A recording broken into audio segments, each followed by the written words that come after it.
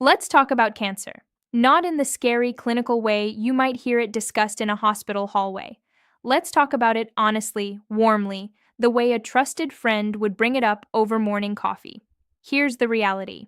After the age of 60, cancer risk climbs significantly. According to the National Cancer Institute, roughly 60% of all new cancer diagnoses in the United States occur in people aged 65 and older. 60%. That number isn't meant to frighten you, it's meant to wake you up gently to the fact that what you do every single day matters more now than it ever has before. For decades, the conversation around cancer prevention focused heavily on genetics and luck. People believed you either inherited bad genes or you didn't, and everything in between was just rolling the dice. But modern oncology has flipped that narrative completely upside down. Researchers now estimate that somewhere between 30 and 50% of all cancers are preventable through lifestyle choices. Choices you make today, choices you make tomorrow morning, choices as ordinary as what you do in the first hour after you wake up. And that brings us to the one daily habit that a leading oncologist says could meaningfully lower your cancer risk after the age of 50. We're going to break down the science, explain exactly why it works inside your body, and give you a realistic, practical way to start, even if you haven't exercised in years, even if you have bad joints, even if you think it's too late. It is not too late. The habit is daily moderate movement, specifically walking. 30 minutes of intentional, brisk walking every single day. Now, before you roll your eyes and think, they dragged me through all that buildup just to tell me to go for a walk? Hold on, give me 3 minutes. Because the science behind why walking fights cancer at a cellular level is genuinely extraordinary, and most doctors never take the time to explain it properly. Dr. David Agus, a professor of medicine at the University of Southern California and one of the most cited oncologists in the world, has spoken about this extensively. He has treated some of the most high-profile cancer patients on the planet, including the late Steve Jobs. And his message has remained remarkably consistent for over a decade. Daily, moderate physical activity, not extreme exercise, not marathon running, not anything that punishes your body, is the single most powerful cancer prevention tool available to the average adult over 50. So why walking? Why not a specific diet or a miracle supplement? Let's get into the biology, and let's keep it simple. When you walk briskly for 30 minutes, several things happen inside your body simultaneously. First, your blood circulation increases substantially. Your heart pumps faster, your blood vessels dilate, and oxygen-rich blood reaches tissues and organs that may have been sitting in a sluggish, low-oxygen state all morning. Cancer cells, interestingly, thrive in low-oxygen environments. They prefer stagnation. Movement disrupts that preference at the most fundamental level. Second, walking directly impacts your insulin levels. When you move your large muscle groups, your thighs, your calves, your glutes, those muscles pull glucose out of your bloodstream for fuel. This lowers circulating insulin. Why does that matter for cancer? Because insulin is a growth hormone. Elevated insulin levels essentially send a broadcast signal to cells throughout your body that says, grow, multiply, expand. For normal, healthy cells, that signal is regulated and controlled. But for precancerous cells, those tiny clusters of abnormal cells that nearly every adult carries without knowing, elevated insulin can act like fertilizer on weeds. Walking pulls that fertilizer away. Third, and this one surprises most people, walking reduces chronic inflammation. Inflammation is the quiet engine behind a staggering number of cancers: colon cancer, breast cancer, liver cancer, pancreatic cancer. When your body stays in a chronic low-grade inflammatory state, which is extremely common in sedentary adults over 60, your immune system becomes confused and exhausted. It can no longer efficiently identify and destroy abnormal cells. A daily walk recalibrates that immune response. Researchers at the University of California, San Diego found that just one 20-minute session of moderate walking triggered a measurable anti-inflammatory response in the body. One session. Not a month of training, not a year-long program. One single walk. Now let's get specific, because you deserve specifics. A landmark meta-analysis published in the Journal of the American Medical Association. And when we say landmark, this study reviewed data from over 1.4 million adults, found that regular physical activity, including daily walking, was associated with a significantly lower risk of at least 13 different types of cancer. 13. Let's walk through the ones most relevant to adults over 60. Colon cancer. This is one of the most common cancers diagnosed in older Americans, and the link between physical activity and reduced colon cancer risk is among the strongest in all of oncology. Regular walking accelerates the movement of food through your digestive tract. That might sound trivial, but what it actually means is that potential carcinogens, harmful substances from processed foods, environmental toxins, even natural byproducts of digestion, spend less time sitting against the lining of your colon, less contact time, less cellular damage, lower cancer risk. Studies suggest that physically active adults have a 20 to 25% lower risk of developing colon cancer compared to sedentary adults, 20 to 25%. From walking, breast cancer. For women over 60, this is personal. Nearly half of all breast cancers are diagnosed in women aged 65 and older. Physical activity helps regulate estrogen levels, particularly in postmenopausal women. Excess circulating estrogen is a known driver of hormone receptor-positive breast cancer, the most common subtype. Walking helps your body metabolize and clear that excess estrogen more efficiently. The Nurses' Health Study, one of the longest-running health studies in American history, found that women who walked at least 3 hours per week had a 30 to 40% lower risk of dying from breast cancer compared to sedentary women. 3 hours per week. That's roughly 25 minutes a day. Lung cancer. Even in people who have never smoked, regular physical activity correlates with lower lung cancer rates. The mechanism appears related to improved lung function, better oxygen exchange, and, once again, reduced systemic inflammation. Endometrial cancer, kidney cancer, bladder cancer all showed meaningful risk reductions in physically active adults. And here's a detail that often gets lost in these conversations. These benefits were observed specifically in moderate activity, not high-intensity interval training, not competitive sports, walking, the kind of movement your body was designed to do every single day for your entire life. If you're over 60 or caring for an elderly loved one, this information could be life-saving. And here's why seniors benefit even more than younger adults. As we age, several biological systems slow down simultaneously. Metabolism drops. Immune surveillance, that's your body's natural ability to detect and destroy abnormal cells, weakens. Hormonal balance shifts. Fat distribution changes, often concentrating around the abdomen, which produces inflammatory chemicals called cytokines. Digestion becomes more sluggish, sleep quality declines, and poor sleep is independently linked to increased cancer risk. Walking addresses nearly all of these age-related changes at once. It's not correcting one problem, it's nudging an entire interconnected system back toward balance. Think of it less like taking a single medication and more like gently tuning an instrument. Every string gets adjusted, every note comes closer to pitch. Dr. Wendy Chen, an oncologist at the Dana-Farber Cancer Institute in Boston, has described daily walking for cancer prevention as having a multiplier effect in older adults.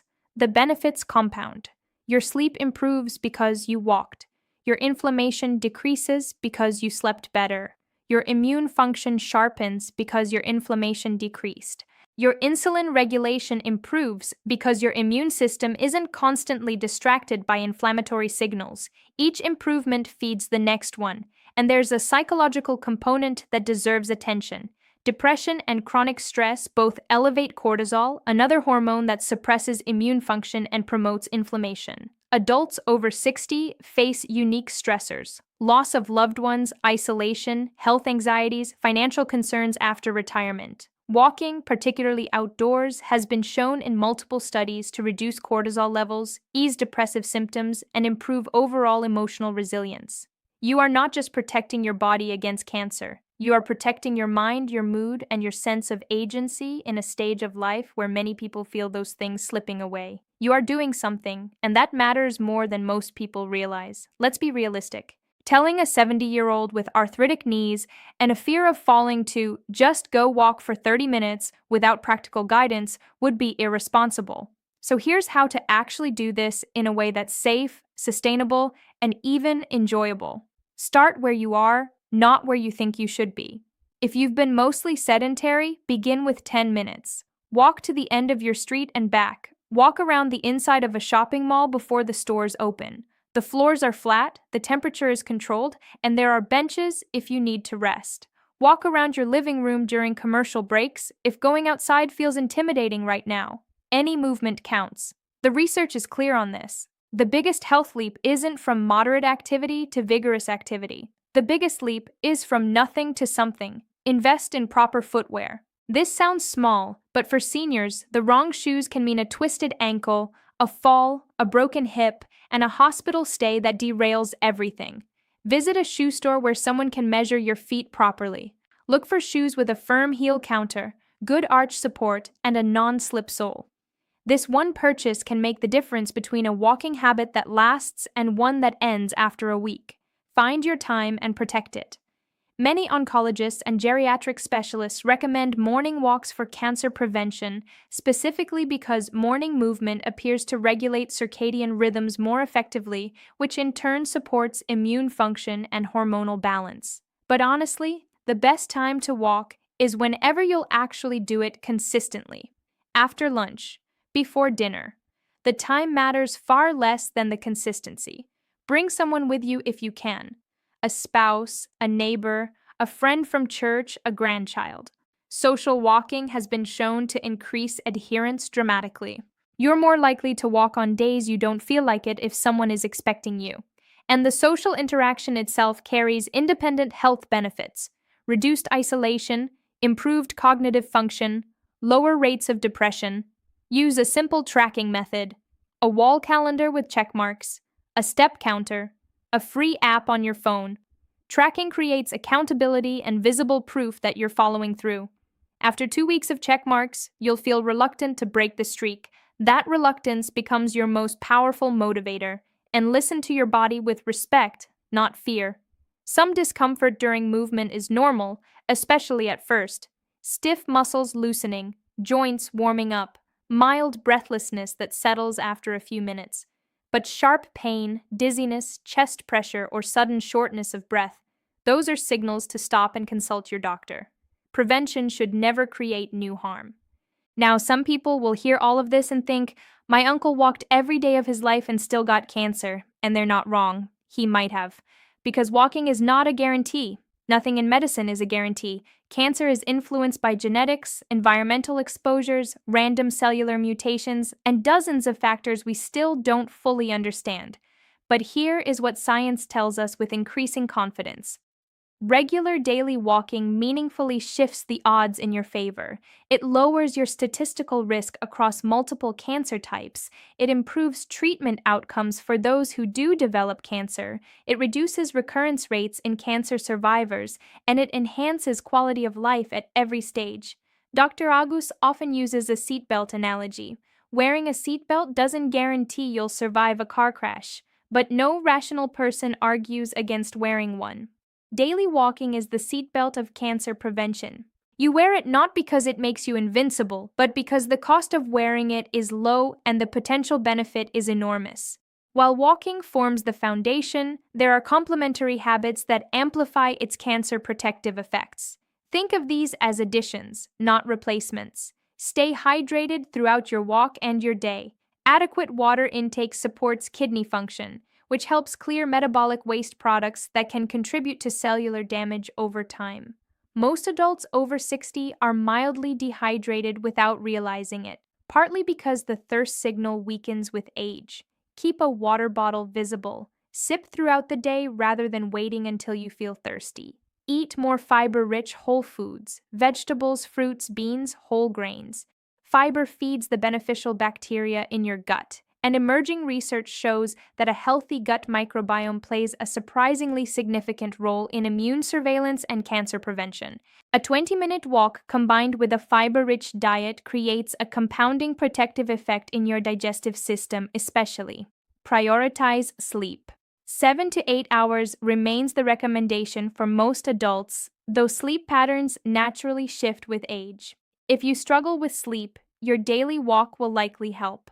Physical activity improves both the ability to fall asleep and the quality of deep restorative sleep stages where much of your body's cellular repair occurs.